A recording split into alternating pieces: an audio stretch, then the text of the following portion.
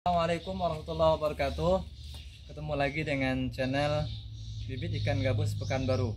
Pada video kali ini saya akan berbagi cerita dan pengalaman serta memberikan pengetahuan kepada teman-teman yang baru menggeluti atau ingin menggeluti usaha beternak ikan gabus. Ya, pada season kali ini kita akan bicara tentang ketika kita berniat untuk membudidayakan ikan gabus dan kita sudah berencana ingin membeli memesan bibitnya, maka ada beberapa pelanggan atau konsumen saya khususnya yang bertanya, jika bibit ikan gabus sudah sampai ke tempat yang membeli, maka bagaimana kita memperlakukannya agar bibit kita itu bisa tumbuh besar dengan baik dan tidak mengalami kematian. Nah, maka untuk mengetahui itu silakan lihat video ini sampai selesai. Baik, pertama ya, sambil kita memperlihatkan ya bibit ikan kita yang ini sudah berusia lebih kurang 2,5 minggu, tepatnya sekitar 18 atau 20 hari. Ya, ini dengan satu indukan, dengan bobot indukannya adalah 9 on.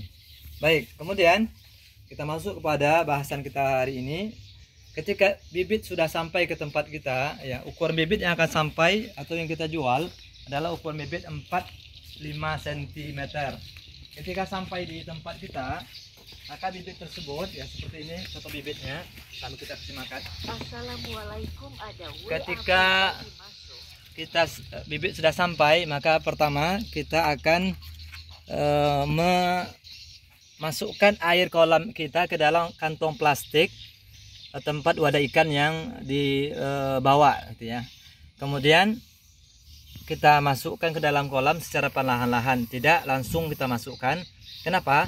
Karena supaya ikan yang tadinya dari tempat yang lama, tentu pH airnya atau suhu airnya berbeda dengan kolam yang kita miliki. Maka supaya mencocokkan atau mengadaptasikan suhu air, maka tidak langsung kita masukkan sekaligus tapi perlahan-lahan.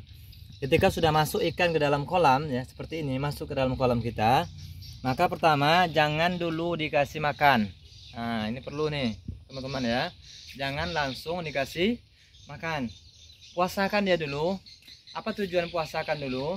Karena ikan ini biasanya kalau melalui proses perpindahan tempat atau juga dalam perjalanan, dia akan stres. Kalau kita kasih makan, yang ada hanya makan itu tenggelam dan akan mengotori air. Kalau airnya kotor, maka akan terjangkit penyakit. Maka jangan dikasih makan, puasakan dulu. Kalau ikannya datangnya pagi, maka puasakan sampai sore. Kalau ikannya datangnya sore, puasakan sampai pagi besok.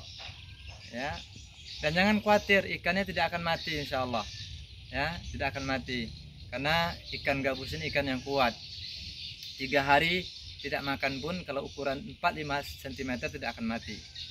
Ya, kemudian setelah kita puasakan 1 hari ya, baru kita mulai mengasih makan dengan cara seperti ini. Ambil sedikit ya, ambil sedikit pelet yang kita miliki. Biasanya kalau bibit dari kami itu pelet yang sudah dikasihkan itu PF 800 atau PF 1000.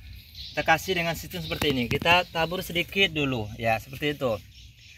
Ketika ikan ini merespon, artinya dia sudah mulai beradaptasi dengan air kolam kita, maka tambahkan lagi ya, tambahkan lagi, begitu seterusnya dan seterusnya ya, seperti ini. Tidak dengan cara menabur sebanyak ini ya, enggak, beri dulu sedikit demi sedikit.